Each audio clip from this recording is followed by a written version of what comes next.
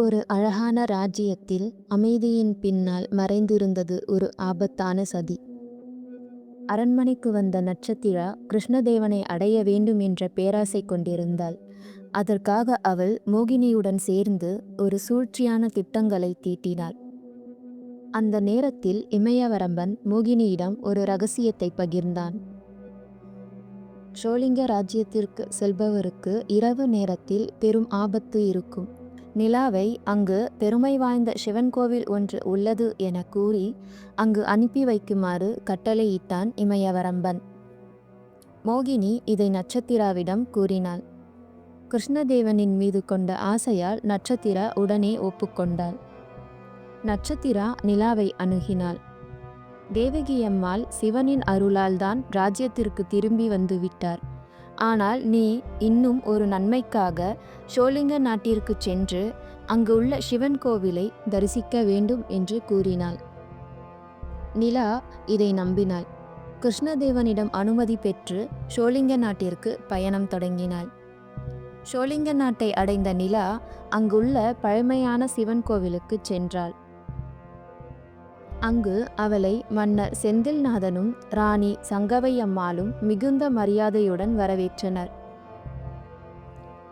தரிசனம் முடிந்த பின் அவளை அரண்மனைக்கு அழைத்துச் சென்று அறுசுவை விருந்து அளித்தனர். மாலை நேரம் வந்தது. நிலா தன் ராஜ்யத்திற்கு திரும்ப தயாரானாள். ஆனால் மன்னரும் ராணியும் அவளை தடுத்தனர்.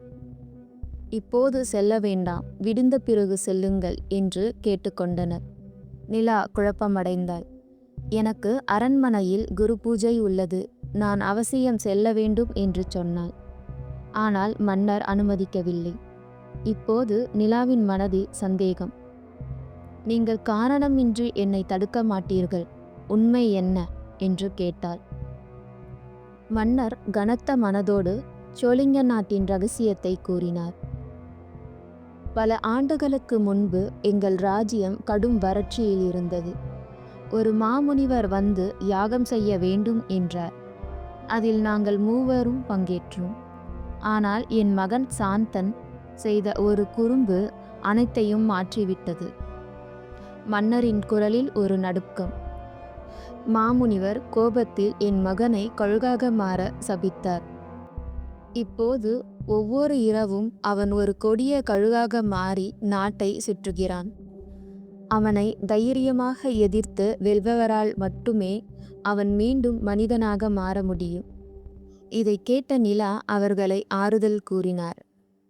கவலைப்பட வேண்டாம், உங்கள் மகனை நான் மீட்டுத் தருவேன் என்றாள்.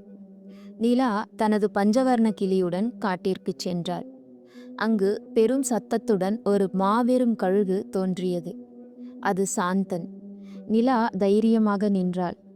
போர் தொடங்கு என்று கிளியிடம் சொன்னாள். கடும் போராட்டம். கழுகின் தாக்குதல், கிளியின் வேகம், வானில் நடந்த அதிரடியான சண்டை. இறுதியில் கழுகு பலம் இழந்து தரையில் விழுந்தது. அடுத்த கணம் அது மெதுவாக மனித உருவமாக மாறியது. சாந்தன் மீண்டும் உயிர் பெற்றான். அந்த காட்சி மன்னரும் ராணியும் ஓடி வந்து தங்கள் மகனை அணைத்தனர். மன்னர் செந்தில்நாதனும் சங்கவையம்மாளும் பேரானந்தமடைந்தனர். நிலா, நீ எங்கள் வாழ்க்கையை மீட்டாய் என்றனர்.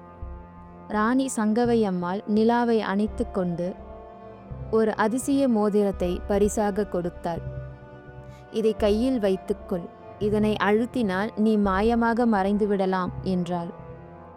நிலா நன்றி கூறி தன் ராஜ்யத்திற்கு திரும்பினாள். ஆனால் அவளை பார்த்ததும் மோகினியும் நட்சத்திராவும் பேரதிர்ச்சியில் உறைந்து நின்றனர். ஏன் அவர்கள் அதிர்ச்சி அடைந்தார்கள்? அவர்கள் திட்டம் என்ன ஆகும்? நிலாவுக்கு முன் காத்திருக்கும் ஆபத்து என்ன? தொடரும்.